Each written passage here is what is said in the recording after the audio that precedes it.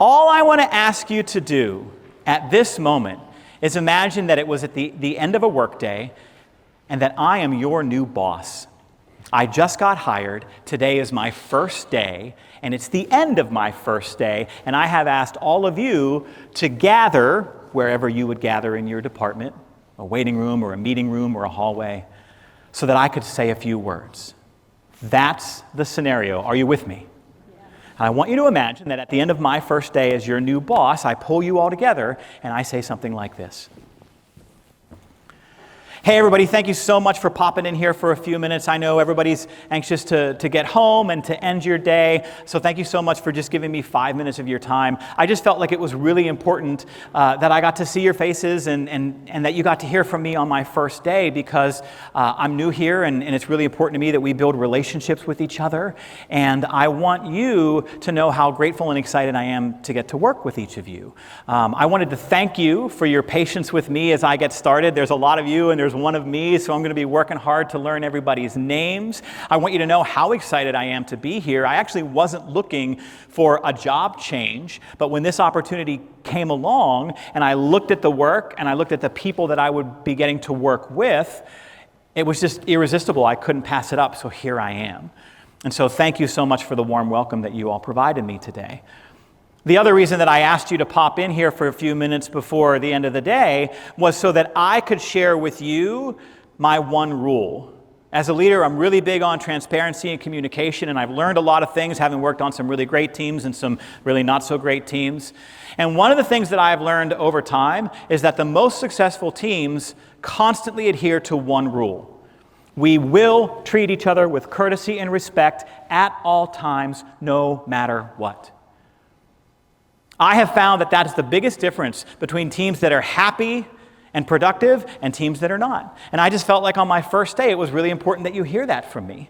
And I know that people have history and there's probably legacy stuff going on, and we'll get through that together. But I want you to know that that's a standard that I have and that I welcome you to hold me accountable to, and that I want you to know I'm going to hold you accountable to it. And we're going to talk about it a lot in terms of what that means. But I wanted you to know it on my first day, that above everything else we do here together, we will treat each other with courtesy and respect at all times, no matter what. Because everything we do here is hard enough already without us taking our stress and strain out on each other. And if you have any questions about that, please come see me. But like I said, we'll be talking about it some more. Thanks so much for popping in here. Have a safe trip home, everybody. You did a great job in the scene, ladies and gentlemen. Give yourselves a round of applause. And you can return to your seats. Here's my question.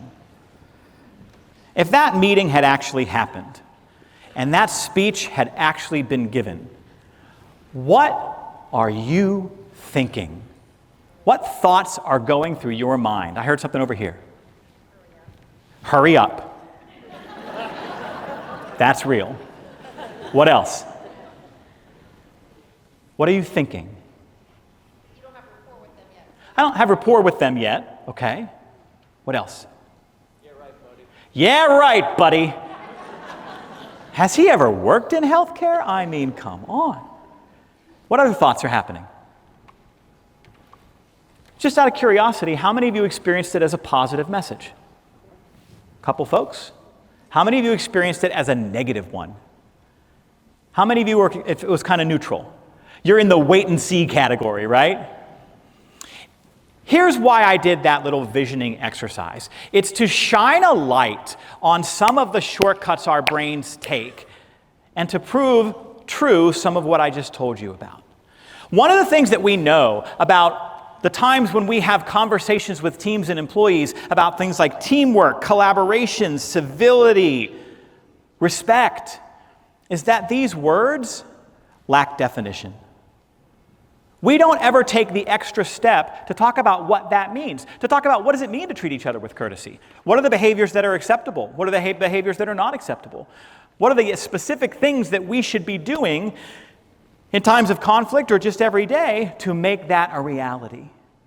But here's the other thing that is happening in the background in people's brains when those conversations about civility and collaboration and respect and teamwork are happening, and I would be bet that they would be happening with people in the room if I had delivered that speech. There will be some folks in the room, in their minds, doing some version of this.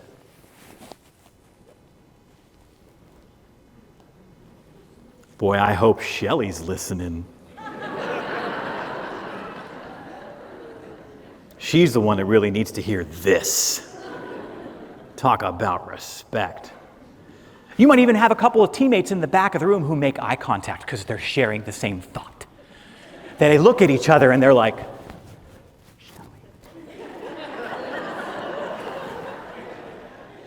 when we try to have conversations about teamwork, courtesy, collaboration, respect, civility, the first thing that people do is think about other people. They don't think about themselves because our brain takes shortcuts. You're hearing that speech and there's a little angel on your shoulder going, he's not talking about you, baby. You're so great. And the devil's going, Shelley. You know it's about Shelley. He'd been here one day, he heard about Shelley. This is what I call the other people problem, and it's what prevents us from actually creating a foundation of courtesy and respect in the workplace. Because we don't define what those words mean. We don't orient the conversation to self instead of others. And so if you want to create an environment where team drama is at a minimum, we have to define it and personalize it. These are things that we as leaders have to nurture. We have to communicate with folks in a way that says, what do we mean by that? When we wrote this book, we actually drew on research from a couple of physicians in Ontario in their research and work on disruptive and disrespectful behavior in the workplace. They identified 18 behaviors that, when persistent and constant in the workplace, increase conflict and decrease morale and relationships. Things like not responding to a request for help, talking about people behind their back, negative nonverbal reactions like eye rolling and dismissive waves. Folks, smack roll sigh is in the research.